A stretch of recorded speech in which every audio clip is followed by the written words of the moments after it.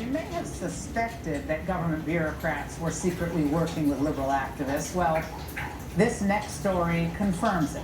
New emails obtained by a FOIA request and first reported by the website The Reload reveal how toadies at the Centers for Disease Control caved to gun control activists.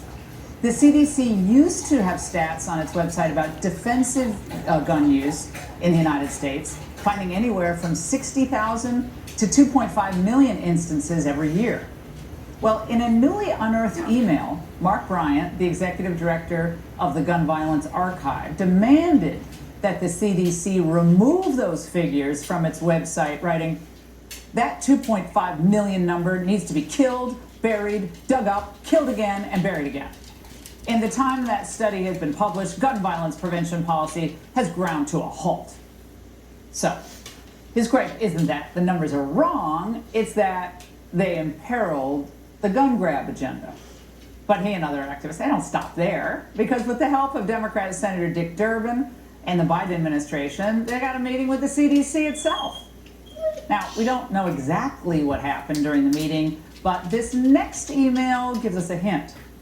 In it, the CDC's Beth Reimels tells 3 of the gun advocates from the meeting that they will make some edits to the content of the CDC website to address their concerns. And just a few months later, the numbers regarding defensive gun use in the United States, poof, they just disappeared from the website. It's funny how that works. Joining me now is the man who filed the FOIA request, Kostas Morris, who's the attorney for Michelle and Associates.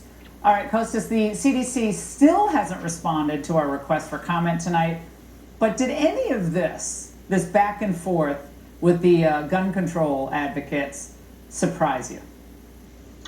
Actually, Laura, first of all, thanks for having me on. It's funny you asked that, because when I got the documents back from the FOIA request I filed in June, I actually told the reporter, Stephen Gutowski, who handled this, that I was skeptical it would even be a story, because it just confirmed what I already suspected was the case, that the CDC has unfortunately been politicized when it comes to the gun control debate, because they are, let me give you an example. I've been doing this for a few years now as a lawyer for the California Rifle and Pistol Association, and we certainly don't get meetings with the CDC or the California equivalent.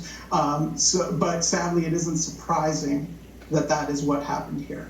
Now, according to one of the emails that you obtained, part of the reason why the CDC made these changes is that its scientists determined that the original text that provided an estimate with a very wide range could raise more questions than it answered. It made the most sense to remove the numbers from the fact sheet.